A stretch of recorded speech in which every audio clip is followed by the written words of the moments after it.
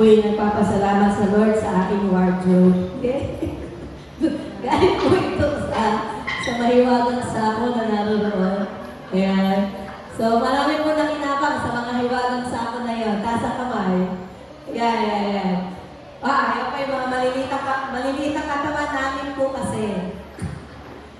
Kami po'y maliliit ang katawan. Hallelujah. So, salamat sa Lord sa umagang ito. Salamat sa bawat isa. Pakingitian nga ang mga katabi. Pakisabi, salamat sa iyong ngiti. Aba, ay magkakagalit ata. Ayaw nyo ba kayo nangingitian? Alam nyo ako, hindi ako palangiti. Sabi nila, pag ako daw ay ngumiti, mas gumaganda. Totoo ba gaya? Para tumawa kayo. Kahit sino naman tao, ano po, kapag gumingiti ay gumaganda. Okay? So, mabuti po ba ang Diyos? Nagbabago po ba ang ating Panginoon? O tayo ang nagbabago? Tayo ang nagbabago. Okay, salamat din po sa Lord at kapon po ay nagpunta kami sa Batangas. Ako po sana ay hindi sasama kasi nga po ako mag-word ngayong linggo. Pero salamat sa Lord kasi lagi naman nagbibigay ang Diyos ng salita. Laging may laan ng salita. Kaya pagdating po namin kagabi, paspas na ako. Upo na kagad at aral na kagad. Salamat sa Lord po sa mga pagkakataon nito. At salamat din sa Lord. Nakakatawa lang po talaga sa Batangas. Ang dami po namin katuwa-tuwang experience. Kasi po, hindi na ako natutuwa lang, gusto ko i-share sa inyo. Kahapon sa Bible study namin doon, hindi mag-uumpisa na. Kaming tatlo. Maya-maya po may dumating, magbebeting. Di, tumayang muna siya. Sige po, tayo po yung mag-pray na, mag-uumpisa na tayo. Nalagitaan po ng Bible study namin, may pangalawang magbebeting. Ano kaya ito magagawin namin? Ate, ito ba kailangan yan? Kasi naninigarilyo, gusto na siya makaalis. Hindi, maya mo na, mamaya na lang. Lumayo lang ng konti, sabi ko, kuya, kasi hihikain kami sa sigarilyo. Tapos, nung nakita niya tapos na ako magsalita, ni kuya may magagawin. Lumapit na, tapos na siya maligarilyo. Sabi ko, total kuya, nandiyan ka naman. Tayo yung manalangin. So, kasama siya sa prayer. Ang nakakatawa doon, kada kami kung ako mag-over doon, lagi may pagtaya muna. Babago na lang talaga ang puso ng mga to. Anyway, ano lang po talaga, salamat sa Diyos kasi bagamat ganoon, welcome pa rin kami. Alam mo po, napakahirap. Yung bibiyahe kami na malayo, pagdating doon, sasaraduhan ka ng pinto. Sakit yun. At least kahit may ganun kami mga senaryo, alam ko, tumikilos ang Diyos. Alam namin na ilang taon na kami doon. 2 taon na ba kami? 3. 2 taon na kami kapunta doon. Maganda na nga yung, at least kahit pa paano may sasakyan na. Pero syempre, yung time, alam namin na may gagawin ang Diyos. Hindi nawawalan ng kabuluhan yung oras namin nilalaan sa bawat araw na pumupunta kami doon. Kahit ganun yung nakikita ko senaryo, ang dami talagang ginagawa ang kaaway para matigil kami or ako matigil sa pag-word doon. Kaya ang prayer ko, nung kami po nagpe-pray kasama si Kuya ng Lord, magkaroon po ng tunay na relasyon sa iyo, si Kuya dito. Kasi nga, gano'n ang scenario. Anyway, God will work in their lives. Amen. Katulad ng gagawin ng Diyos sa buhay natin palagi. God will work in our lives every day and every moment of our lives. Amen? So ngayong umaga, hayaan natin ng Diyos ay kumilos sa atin. At pag-usapan natin po mula sa Habakkuk, chapter 1 to 3. Medyo matagal. Kasi 3 chapter. Just get the chance lang po ng verse. So, ang pamagat po ng ating pag-uusapan ngayon ay From Questioning to Praising. So, sino po may kilala kay Propeta Habakuk? Nabasa niyo na ba po ang book kay Habakuk? So, wala pa. Medyo madikit na po siguro yung sa Bible ninyo. Sa Old Testament, si Habakuk, si Propeta Habakuk, o yung Habakuk na book na yon, na sinulat na yon, medyo nalilipatan natin na tingin. Medyo nalalagpasan natin. But then, sa Habakuk, napakaraming learnings po natin makikita. May Propeta Habakuk, iba siya sa iba pang mga propeta. Iba siya kay Propeta Isaiah. Parang ang dami ang kilala propeta. Iba. Bakit magiging iba? Kasi po, meron siyang dialogue sa Lord na kakaiba. Okay? So, sino po sa inyo nakarinig na nung metaphor na when it rains, it pours? Narinig na po natin yon. Familiar po tayo doon. When it rains, it pours. Dalawa naman din yun. Pwede maging negative yun, pwede maging positive. Pero madalas, nagagamit ng tao yan sa negative side. When it rains, it pours. Ito po yung, ang ibig sabihin po nito, when bad things happen, another na naman ang mangyayari. Tapos, in a short period of time.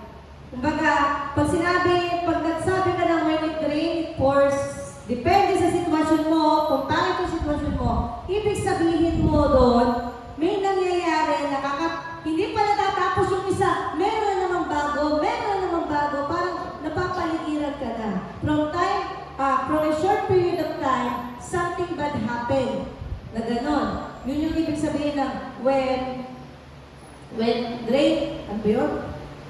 rains, it pours. Or sa negative naman, sa positive naman, when it rains, it pours, blessing upon blessing upon blessing and upon blessing. Amen? And that's what we want. Gusto natin yun. Gusto natin lagi. Biyaya upon biyaya. Yung madami, hindi tayo natatapos. Yun ang gusto natin. Ayaw natin ng other side. Kaya nandun sa other side na yun, doon tayo tinuturuan ng Diyos. At pag natapos natin yung other side na yun, na hindi magagandang sitwasyon, doon na yung kasunod na blessing upon blessing upon blessing. Amen? Taas nga po kami ng mga magulang. Ayan, diba kamay? Yung matatagal na sa pananampalataya, taas ang kamay. Ayan, ayun na rin. So, ibig sabihin, yung mga tumaas ang kamay po natin yan, ay yung mga magulang natin, napakadami na pinagdaanan. At sa kasalukuyan, may pinagdadaanan. Same with sa iyo. Nung nagkaroon ng kamalayan, nung nag-high school, elementary, wala pa tayong pakialam. Sino bang may pakialam na sa mundo ng elementary dito? Wala pa. Oh, si Sheila, breadwinner na. Elementary pa lang. Joke lang. Meron ka na? Sige, kakaiba talaga ang ating madam. Kasi ako, elementary ako.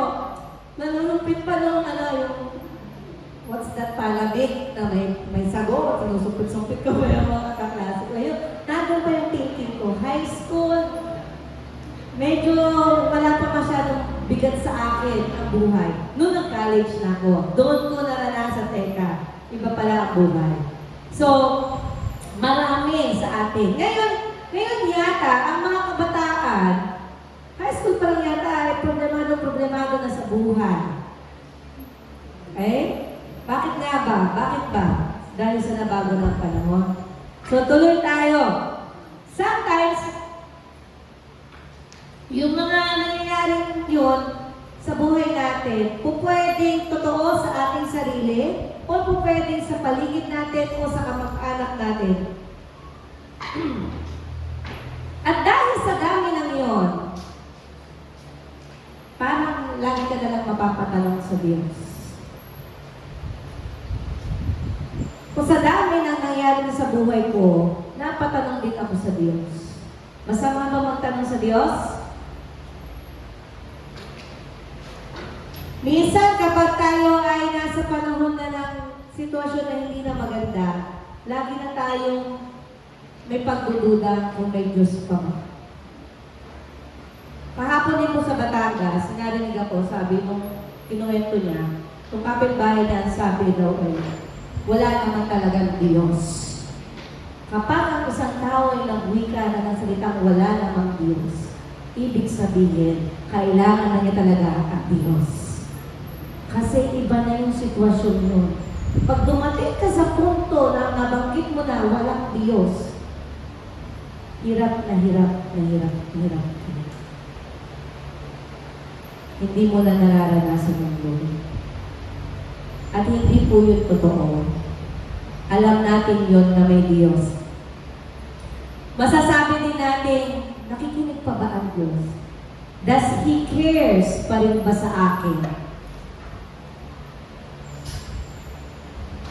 Sa sarili ko, lagi kong binabanggit sa inyo ang buhay ko. Parang laging tatanungin mo na does God really cares? Meron pong isang point doon sa kung magmamaala-ala mo kaya ako, siguro po katulad ng haba ng kando buhay ko. Sa dami ng eksena. Ang dami mo na ng eksena, hindi magaganda. Simula sa pagkapanganak sa akin, medyo hindi na maganda. Right? Kung ako premature, obvious bang premature? Kaya pag pumisang kulang-kulang ako, premature po talaga kasi ako. Inulang ko ng hulma sa tiyan ng nanay ko. Premature ako. After 2 months, 7 months ako pinanganak kasi nakilang po ako ng paa ng 7, hindi ng paa ni Ichan. So, 7 lang po ako. Then, nagdating ang 9 months ko sa Tampipig ba yun, yung may ilaw po ako, namatay na si nanay. So, 2 months lang. Pero nasa ospital siya namatay. Pagkamatay nun, uwi ako. Sa tatay ko, hindi ako inuwi sa tatay ko, kinuha ko ng mga lola ko. Hindi ako kilala ng tatay ko sa loob ng 5 taon. Hindi niya ako kilala. Hindi siya napupunta sa akin kasi nagalit siya. Kasi gawa ko, kaya namatay si nanay. Yun ang nasa thinking niya. Nung 5 taon na yun, nakita niya may batang cute na naglalaro. Ako yun. Naka-pigtail. Ponytail dalawa. Sabi niya sa tita ko, sino yung batang yun? Imagine that. Yung tatay mo nagtanong sino yung batang yun. Hindi niya kilala. Anak mo yan, sabi mo, tita ko. Doon pa lang may rejection na ako. So hindi ko rin siya kilala, natatay ko siya. Edi siyempre, ano nangyari? Ay, tatay pala ako. So ayun ang sumunod doon, yung senaryo. And then, high school, naiwan sa lola, namatay si lola. Lolo't lola, and then naiwan sa tita, ng college, nagpatrabaho, 2009, namatay si tita. Ito yung 2009, grabe to. Grabe po yung period kong yan. So tatrabaho ko, sweldo ko lang 8,000. Sa 8,000 na yun, nagpapagamot pa ako ng tiyahin, may kidney problem. Dumating yung punto ko na kada week, kailangan ko ng 30,000. Isang buwan at kalahati siya sa PGH, kailangan ko ng 30,000. Sa kamay ng Diyos. Sabi ko, Lord, saan ako kukuha? Christian na po ako ng 18 years old. Christian na ako, no? So, 18, nakakalala ko sa Lord. Hanggang 2000 na, kaya dire-diretso na. Saan ako kukuha? So, libo ang kailangan namin pera. Wala naman akong trabaho, 8,000. Yung bang 8,000 yun, sa loob pa ng isang buwan. Ba't ang babang sweldo ko? 2,000 na yung pa po yun, ha? Sa isang buwan, tatay ko driver. So, kung wala pa kaming means talaga noon. Alam niyo po paano kami nagkakapera? At saka yung ang bagal ng mga COVID ko. One time, sabi ko, di ko na po alam, sir, kukuha. Nagkabagal na lang sila. Para lang ako mailuwas. Kasi kapag hindi ako nakabayad, mamamatay siya. Kasi hindi na siya gagamutin. Gamot lang yun. Para lang mabuhay. Inilaban. Hanggang sa umuwi na kami. After 2 years, ayan na naman. Umatake na naman. Nasa holy kami noon. Alam niyo po ba? 300 piece lang.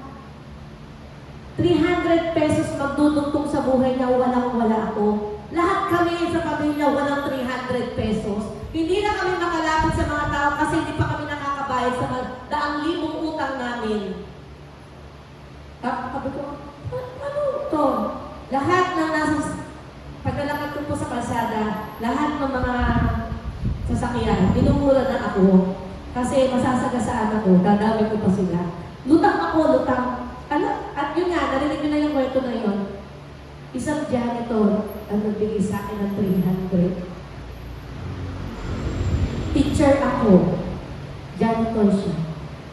sweldo niya 150 a day, 200 a day.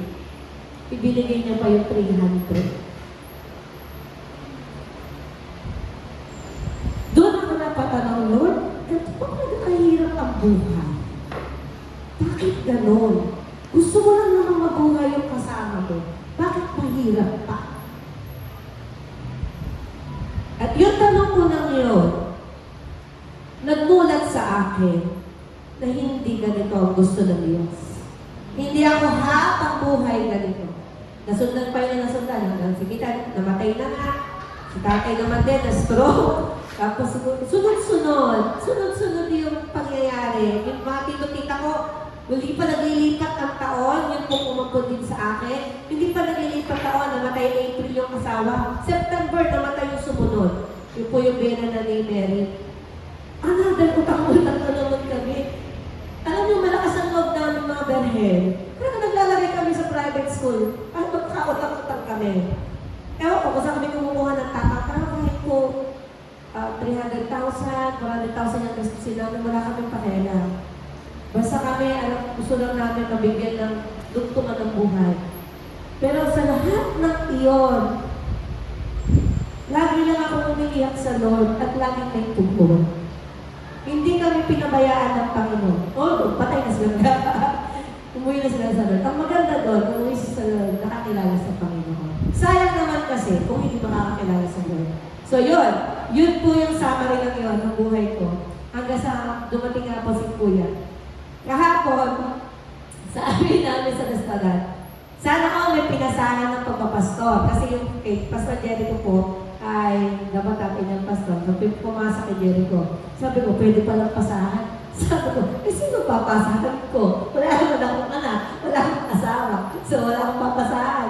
Tapos, may tumawag kay Pastor Maricel, nanay niya. Sabi ko, sana all may nanay. Matawagan nga rin ang nanay ko. Sabi ni Joe, wala ka ng nanay, Sabi ko, hindi pa patay na. Ako ka pala, patay na nanay ko.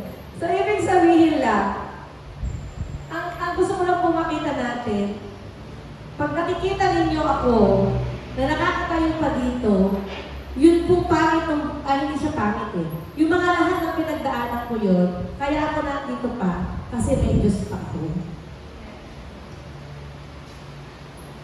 Yung iba nga, sabi ko kasi ayoko na kinakaawaan ako. Pero minsan naaawa na po sa sarili ko. Pero pali yun, kasi may Diyos pa tayo eh. So, hindi pwedeng maawa sa sarili. May kanya-kanya tayong dealings. May kanya-kanya tayong hardship. Pero huwag mong iisipin na yung sa'yo pinakamabigat na. Yan nasa iyo ngayon, kaya pa yan. Yan nasa iyo ngayon, kung hindi ka susuko, kaya-kaya yan. Amen? Milyon-milyon na ba ang utang natin? Hingi tayo 2 million kay Lord. Kay Pastor Todor. Mapadali tayo. Wala pa tayo pampatayos. Lord, pwede kami pampatayos. Hingi tayo, Pastor. Baka meron nga, maghumay kaya tayo to. Baka meron tayo makuha. Ibig sabihin lang, sa buhay natin, mahirap na niya. Huwag nating isipin, pinabayaan na tayo ng Diyos. Amen? Laban lang sa buhay. Ito na ngayon si Habakuk. Ang kanya, hindi personal problem. Ang kanya, international na problema niya. Kasi, ang nakikita niya doon sa Habakuk chapter 1, puro ng kasalanan. Ang lahat ng tao doon, puro kasamaan na nangyayari. Kabilaan na nangyayari. Ngayon, ito na ang nangyari. Nagtanong siya sa Diyos. Anong sabi mo? O Yahweh, hanggang kailan ako hihingi ng tulong sa inyo bago ninyo ako digdin, bago ninyo ako iligtas sa karahasan? Bakit puro kaguluhan at kasamaan ang pinapakita mo sa akin? Imagine that? Sa magkabila-kabila ay nagaganap ang pagwasak, ang karahasan, laganap ang karahasan at ang labanan. Ang batas ay walang bisa at walang pakinabang at hindi umiiral ang katarungan. Sa husgado ay laging natatalo masama ang walang salalagay na babalatot ng katarungan. 12. O Yahweh, kayo ay Diyos na walang yan, kayo ang aking Diyos, banal at magpakailanman. O Yahweh aking Diyos at tanggulan, pinili niyo ang mga taga-Babylonia at sila inyong pinalakas. O batong matibay, ilagay mo sila upang kami pahirapan, upang kami parusahan. Ngunit paano ninyo natitiis ang mga taksil at masamang taong ito? Napakabanal ng inyong paningin upang masdan ang kasamaan. Hindi ninyo matitiis ang mga taong gumagawa ng mali. Bakit hindi kayo kumikibo? Gayong pinupuksa nila ang mga taong higit na mabuti kaysa kanila. Nagagalit siya sa panahon na yan kasi nasa in pain siya or sorrowful na time siya kasi walang ginagawa ang Diyos. Bakit hindi kumikilos ang Diyos para magkaroon ng hustisya? Ang masaklap pa dito, ang sabi ni Habakuk, bakit ganun, Lord? Parang ganito, nirefresh ko na lang. Bakit ganun, Lord? Kung sino pa yung mas masama sa amin na bansa, yun pa yung ginagamit mo para ang mga taong ito ay maparusahan. Parang ganito, bawas ito. Ako'y masama na, sito, mas masama sa akin. Okay lang ito, mas masama. Ngayon, para i-correct ako, sino ang ginamit ng Lord? Imagine that. Hello, kukunin mo pa, mas masama ka sa akin. Parang gano'n parang gano'n yung may Habakuk. Ano Lord, anong nangyayari sa'yo? Bakit ganyan ka? Ina-assume ni Habakuk na ang Diyos ay talagang hindi naman kumikilos. Parang arrogant pa nga siya eh. Bakit siya naging arrogant? Kasi nga, sino sila? Sino yan? Mas masama pa nga yan sa amin, pero yun ang ginamit mo. Yun yung mga hindi natin alam ng mga bagay sa Panginoon. May ginagamit siya mga bagay na akala natin, higit pa yun sa atin, pero ang totoo, yun yung kailangan natin. Amen? Ano ang nangyari dyan? Habakuk is in distress because God is passive with the situation. Ang tingin ni Habakuk, passive ang Lord, walang ginagawa, walang nangyayari. He assumes that God is not doing His job. Lord, ano na? Ba't di ka kumikilos? Bakit hindi mo ginagawa yung trabaho? Di ba trabaho mong parusahan sila? Bakit hindi ka gumagawa? Parang ganito sa atin, Lord, ano? Nakikita mo nang nahihirapan ako, bakit di ka kumikilos? Eh, ganyan ba tayong tanong sa loob? Nakikita mo pagod na ako, bakit wala kang binibigay na kapahingahan? Ang binibigay mo ba? O pinahihintulot mo pa? Yun at yun pa rin problema. Paulit-ulit. Bakit? May ganyan tayo madalas uminsan na sinasabi sa Lord, God is not acting to bring judgment. Ang kay Habakuk, wala talagang ginagawa ang Lord. Hindi siya kumikilos. God is silent. Ang nasa isip ni Habakuk, ang Diyos ay tahimik. Nagkakagulo na? Nahihirapan ka na? Tahimik lang ang Diyos? Nakita ng Diyos na nabigo ka? Broken-hearted ka? Sira yung pamilya mo, pero bakit hindi kumikilos ang Diyos? May ginawang masama ang ibang tao sa kapatid mo, pero walang ginagawa ang Diyos na pagtatanggol. Mapapatanong ko na, bakit Lord? Noong isang araw, nangumusta lang ako doon sa isang parent. Sabi ko, Mami, na-sexy ka. Ano ang iyong sikreto? Kasi gusto ko rin sumexy. Alam niyo ba, ano nangyari? Isang katutak na po ang binanggit sa aking problema. Ayoko niyang pagpasexy mo, sabi ko. Ang sabi niya sa akin, bakit gano'n? Bakit sa akin nangyayari ito? Naniwanan din po kasi siya ng asawa niya. Bakit nangyayari sa akin? Akala ko po hindi ako makapasama sa mga bagay na yun. Hindi po ako mapapasama ang pamilya o anak ko nung nangyayari ito. Pero bakit ako naandito? Sabi ko, pampasexy lang ang tinatanong ko sa iyo. Bakit ang bigat-bigat na ng pakiramdam nating dalawa? And we will end up praying. May mga sitwasyon hindi natin yung gusto. Pero napapatanong tayo, Lord, tahimik ka lang. ginagawa. Pwede tayo magtanong sa Lord, pero hindi sa paraan mas mayabang na mayabang tayo. Pwede tayo magtanong sa Lord ng paraan, pero hindi pagkatanong na arrogante o nire-rebuke natin, o hinuhusga na natin, Lord, baka pangyarihan ka, bakit wala kang ginagawa? Kapag naging ganyan ang usal ng ating mga labi sa pagtatanong, tayo humingi ng tawad sa Panginoon.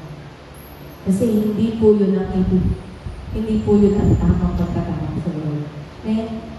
Pwede magtanong, pero sa tama, with humility, may pagpapakumbaba. At dahil doon sa pagtahimik na yun ng Panginoon, ni Habakkuk, ito po ang tinuro ng Lord sa kanya. Verse chapter 12. Tama ba ako, Junay? Hindi, no. 5. Pagkatapos ay sinabi ni Yahweh sa kanyang bayan, masdan mo ang mga bansang nakapalibot sa iyo at mamamangha ka at magugulat sa iyong makikita. Hindi magtatagal at mayroon akong gagawin hindi mo paniniwalaan kapag nabalitaan mo ito. Okay?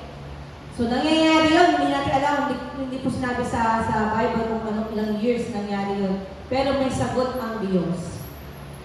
Sa verse 5. Kung sa tingin ni Habakkuk na iyon po ay ang Diyos ay tahimik lang at walang ginagawa, tinuruan ng Panginoon si Habakkuk na to live by faith and not answers. Hindi sa lahat ng pagkakataon, yung sagot natin ay yung sagot ng Diyos ay gusto natin.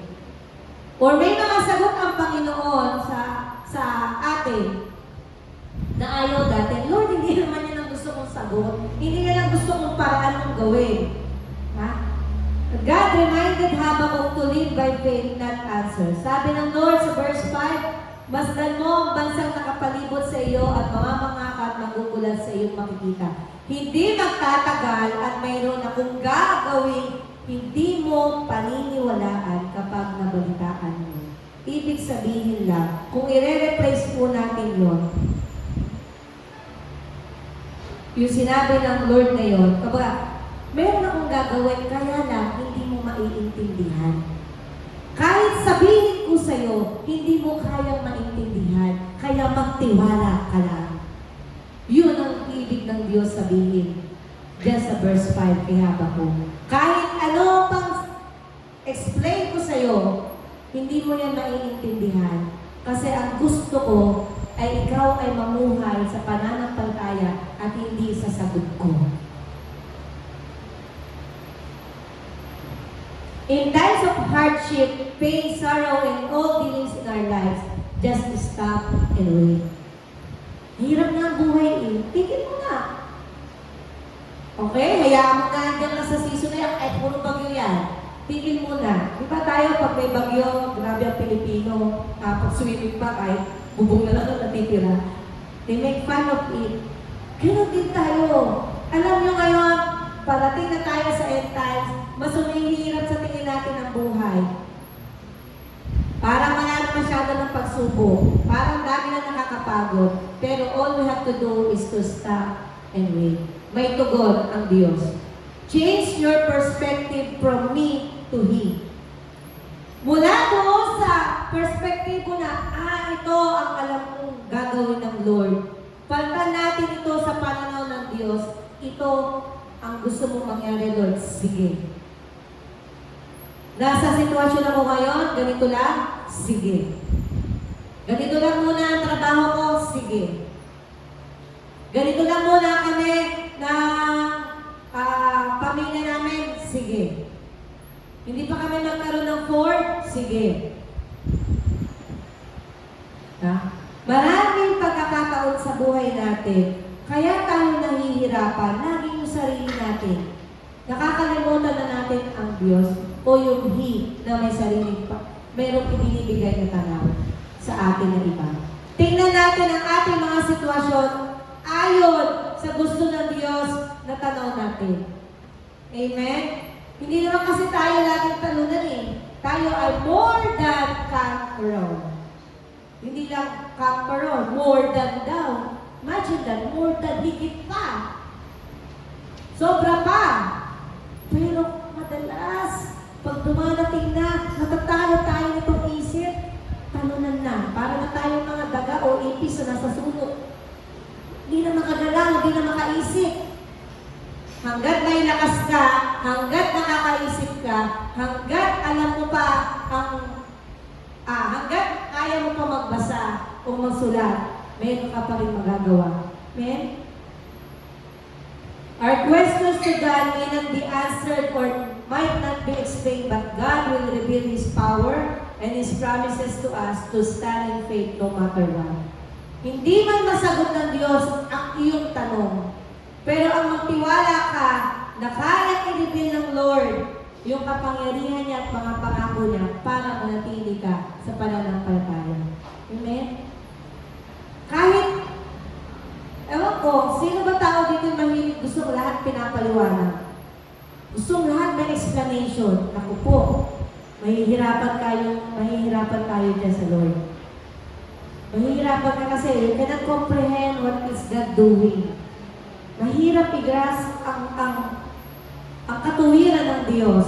Kaya, kailangan, pagdating sa buhay espiritual, magtanong ka man, huwag mo na pahirapan ang sarili mo, Lord, explain it to me. Ano, Lord? Ang gawin mo lang, makinig ka, anak, ito gagawin mo. Ganun yun. Huwag mo nang hintayin, Lord, bakit ako wala pang asawa hanggang ngayon? Tanong ko din yan sa Lord. Hindi. Sinabi ko sa inyo, nag-desisyon na ako sa sarili ko. Okay? Kaya sabi ko po kay Juday, mag-asawa ka. Mahaba pang panahon. So, His power and His promises to us to stand in faith no matter what. Ano man ang mangyari, kahit hindi masagot yung tanong mo, mananatili ang kapangyarihan ng Diyos para tayo ay tumayo sa pananampalataya. For He wants us to live by faith, not answers for us to stand steadfastly in times of dark days. Yun ang gusto ng Lord. Manatili tayo nakatayo kahit pa sa hirap ng buhay. Amen? Kahit pa patigilin ka ng karamdaman, magtiwala tayo sa Diyos kasi kumikilos pa rin ang Diyos. Amen? Yung isa kong kasama sa Batangas, na-stroke na siya kalahati na. Gusto nyo na ganyan gumaling. Ay, siyempre, kapag gano'n na kalalagay, matagal na, alam mo natin patay na yung kalahati, hindi na yung galing. Hindi na siya gagaling. Kaya like kami sabi sa kanya, alam mo po, Nay, kaya ka naririyan sa sitwasyon na yan, kahit kaya buhay ka pa, hindi ka natuluyan sa pag-stroke, kasi may gagawin ka pa sa pamilya mo. Hanggang ngayon, kailangan ka pa ng anak mo para ipanalangin sila. Para ayusin yung relasyon ng kanilang mga na relasyon nyo sa loob ng tahanan. Kasi kayo po yung nakakilala sa Diyos. So, ibig sabihin, kahit ganun na sitwasyon mo, kahit marami ka ng hirap ang katawan mo sa maraming bahay, huwag maglumo kasi may gagawin pa ang Diyos. Amen? Huwag tayo magpabagsak-bagsak basta-basta. God's answer takes time. God's answer is within the season of waiting. Habang naghihintay, may sagot ang Diyos. God's answer most of the time is not the answer we want, but the answer we need. Hindi mo yun ang gusto mong tanong, ay hindi yun ang gusto mong sagot, pero yun ang sagot na kailangan mo. Amen? Sabihin sa katabi, yun ang sagot na kailangan mo. Sa pinapanalangin mo. Lord, siya ang gusto mo mapangasawa. Eh, hindi mo naman yun talaga ang gusto ng Lord. Hindi ka mas kailangan. Iba ang kailangan mo. Mas pogi mo yun. Mas maganda mo yun. Eh, hindi kasi siya ang iyong kailangan. Ito ang kailangan mo. Eh? Gusto ko po mag-abroad. Doon po ako magtatrabaho. Malaki ang kita. Yun ang gusto mong sagot. Pero, ito ang kailangan mo dito pa sa pamilya mo. Kasi may aayusin pa sa loob ng pamilya bago ka ilabas. Amen? Minsan may inaayos ang Diyos sa loob natin, sa ugali natin bago tayo ilabas. Remember, God's answer is not always what you want, but what you need. God's answer is far beyond our understanding. Just trust, live by faith, and not answers. Kung mamumuhay lang tayo sa pagsagot ng Lord sa ating mga pinapanalangin, mabibigo tayo kasi hindi lahat pinapaliwanag ng Lord. Amen? Kasi gusto ng Panginoon, tiwala lang anak, tuloy lang. Amen? Don't be hard sa sarili nyo. Minsan, masyado tayong hard sa sarili natin. Marami dito, maraming kabataan, pag nagpo-post, nakikita ko, masyadong hard sa sarili. Huwag masyadong hard, kasi masaya ang buhay. Amen? Wala na umeme, hindi yan ang masaya. Kasi ano ang buhay niyo? Lakasan niyo, church! Kasi aalis na ako dito pag hindi masaya buhay niyo. Masaya buhay niya. Amen! Kasi ang gusto ng Lord, ang masayang buhay. Di ba? Para bigyan tayo ng buhay na ganap at kasiya-siya. Pangatlo, Habakkuk was commanded by God to wait even it seems slow. Yan. Isulat mo ito sapagkat hindi pa panahon upang ito'y maganap. Binigyan ng Panginoon si Propeta Habakkuk ng vision. Sabi niya, sulat mo muna ito, hindi pa ito panahon para maganap. Ngunit mabilis na lilipas ang panahon. Church, ask for God's vision. Kasi pag binigyan ka ng Panginoon ng vision, maghaganap iyon. Ngunit mabilis na lilipas ang panahon at mangyayari ang pinapakita ko sa iyo. So, ibig sabihin, you will not wait any longer pa. May papakita nun, mabilis. Bagaman parang mabagal ito, hintayin mo. Amen? Tiyak na mangyayari at hindi maaantala ito. Amen? Ang hambok ay mabibigo sa kanyang pagmamataas. Asa kamay ng hambok. Ngunit, ngunit na naman ako. Ngunit, ang matuwid ay mabubuhay sa pamamagitan ng kanyang pananampalataya. And we are that. Tayo yung mga righteous. Sabi, ay mabubuhay sa pamamagitan ng kanyang pananampalataya. May buhay ka kasi may pananampalataya ka. Amen? Remember that kahit mabagal, hintayin mo. Ang bagal naman ng partner mo sa buhay, hintayin mo. Ang bagal ko nang namin mo masenso, hintayin mo. Baka pag umasenso ka na, makakalimutan mo na si Lord.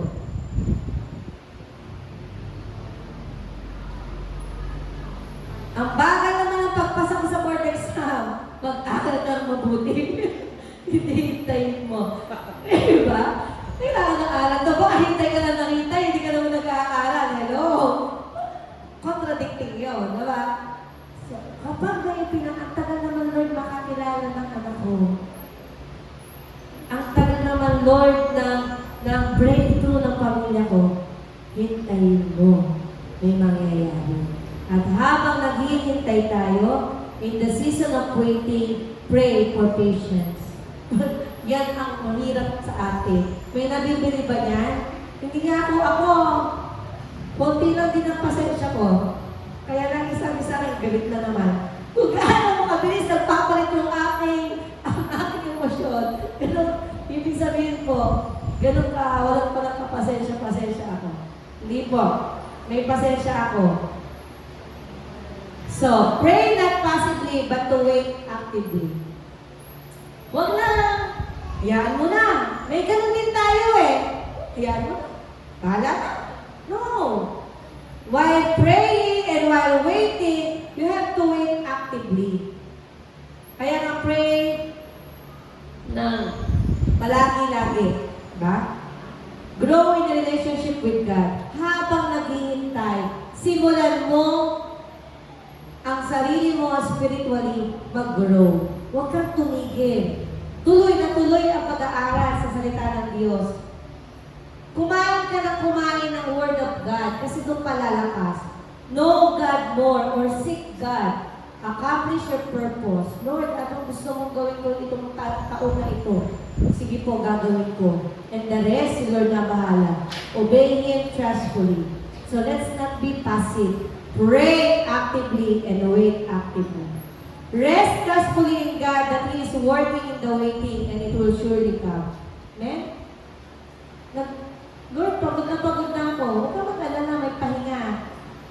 Sabi niya, rest trustfully in God.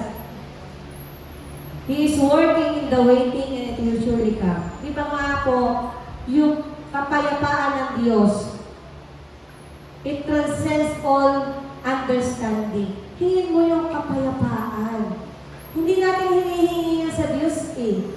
Ang ginagawa natin, nagre-wrestle tayo between our situations and what are we going to do with our situation. Naglalabanan tayo, naglalaban. Imbis na hingin mo yung pahinga sa Diyos ng kapayapaan. Yun lang, sasabihin mo, binigay ko na sa Diyos. Pero, hindi ka makatulog kasi iisip ka ng isip ng solusyon. Why don't you rest in His presence at lasapin mo yung kapayapaan? Enjoyin mo yung tulog. Huwag kang mag-isip ka na maghapon, hanggang gabi mag-iisip ka pa. Kasi nagtulog. Congratulations sa mga masasarap ng tulog. May kapayapaan. Kahit basa na ang higaan dahil tumutulog, tulog pa rin. That is peace. Lumilipad na ang bubog. That is peace. Grabe, di ba? Kahit wala tayong pambayad ng kuryente bukas, Lord, pwedeng tulog man lang. Kasi bukas makakaisip ka, makikita mo yung gagawin ng Diyos. Right? Don't be hard sa sarili. Isip namin, hindi pa nangyayari yung bukas sa makalawa ng inaalala. Bakit church? Bakit ganun ang tao? Yun ang agad nakaraan, eh, hindi mo ma-enjoy ang ngayon. Enjoyin mo yung ngayon. May kabataan, meron ako nakilala. Paano pinaubayan ng magulang sa kanyang buhay? Kung siya na yung bahalang kumita, bahalang siya mag-provide sa kanila, walang tanda ang sitwasyon. No! If you could help them and then help, hindi para isiksik mo yung sarili mo, gusto ko na magkatrabaho, nag-aaral ka pa nga, siso mo mag-aaral ngayon hanggang may pang-paaral. Pag nagtatrabaho ka na, doon mo sabihin sa akin, gusto mo na ulit bumalik sa pag-aaral. Maniwala kayo, mga kabataan, enjoyin nyo ang pag-aaral. Pag nagtrabaho na kayo, gusto nyo na lang magpahinga. Gusto nyo na lang bumalik sa school. Napakasarap mo. Kahit ka wala kang baon, at least nag-aaral ka lang. Pag ikaw ay nagtatrabaho at wala pa natira sa sweldo mo, napapakamot ka na lang. Hinay-hinay. Ako na gusto kong bumalik doon sa pagiging kabataan na hinihingi na lang ng pera. College po, 5 piso lang ang baon ko. Estina ko, student teacher. Tuloy lang. Pambili lang ng kartolina. Kaya ako nabubuhay, ang dami kong merienda sa estudyante ko. Ma, kahit tayo, sure. Wala akong pagkain. Hindi lang, sige, delivery niyo ako. Sige, ma mo. Napusog ako buong isang semester. Ha? Kasi may paraan, di ba? Enjoy nyo na. Ngayon, yung season ng mga nanay, nasa ganito kayo stage, araw-araw enjoy nyo. Huwag mang problema na mang problema. Kasi tatanda. Tingnan ang katabi mo. Ano bang matanda sa problema? Ay, kung ano mataba. Sorry. See? Lumalaki tayo. So, hindi tayo mga problema.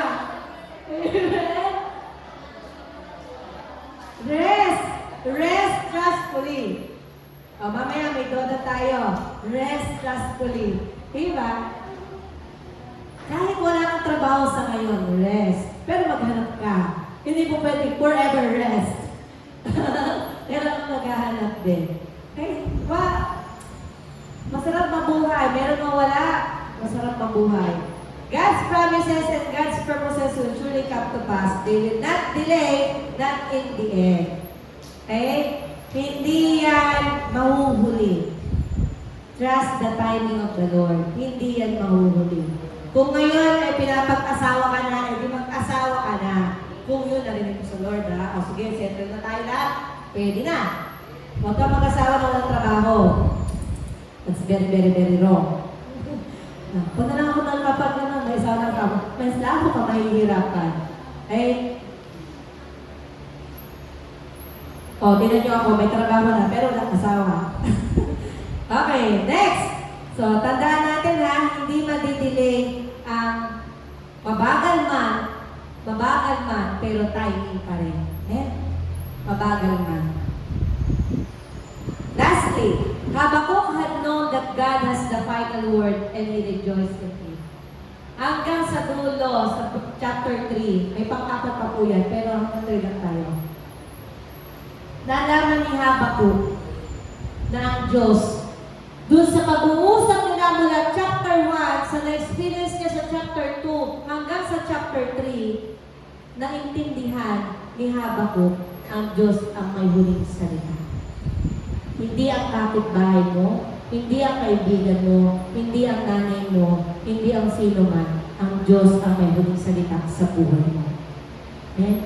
God, at sa sitwasyon mo, God has the final word and He rejoiced in it. Nagpasalamat, nagpuri. Bagamat di namumunga ang puno ng igos at hindi rin namumunga ang mga ubas, kahit na maantala ang pamumunga ng olibo at walang tanihin sa mga bukiri, kahit na mamatay lahat ang mga tupa at mawala ang mga baka at kulungan, magagalak pa rin ako at magsasaya.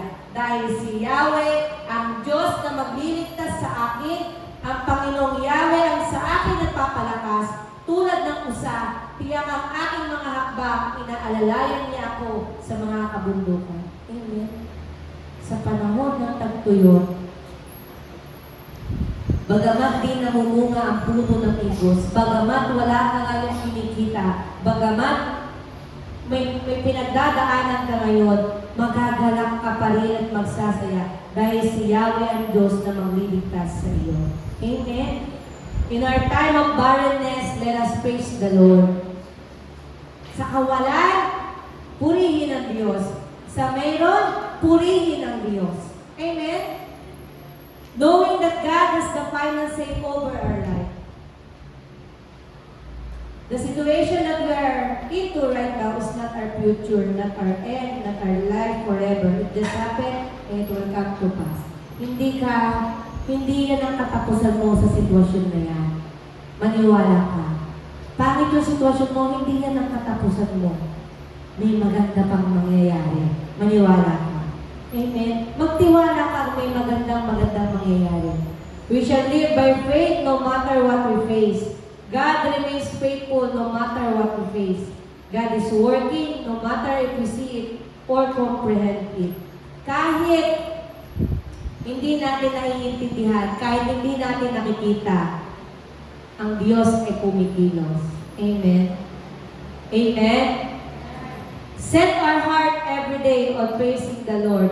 Praise Him in spite of. Hebrews 12:28-29, sabi diyan, therefore, since we are receiving a kingdom that cannot be shaken, let us be thankful and so worship God acceptably with reverence and awe, for our God is a consuming fire. Hallelujah, praise the Lord. Grabe lang yung ginawa ng Lord. Mula sa twisted na mind ni Habakkuk, papunta sa nagre-rejoice na si Habakkuk. Mula sa pagtatanong natin sa Diyos, sana matagpuan natin ang ating sarili sa dulo na nagpupuri sa Panginoon. Amen? God is still at work in your lives. Hindi pa tapos. Mga magulang, mga lolo't lola, mga kabataan, hindi pa tapos ang Diyos. Hanggang nabubuhay ka pa, hanggang gumigising ka pa sa umaga. Hanapin mo, Lord, ngayong araw na to, ano pa ang gagawin ko? Kasi may hininga pa ako. Look for your purpose every day. Huwag mainip. Manalangin tayo. At kahit mabagal yan, mangyayari at mangyayari. Amen? Tayo po tayong lahat.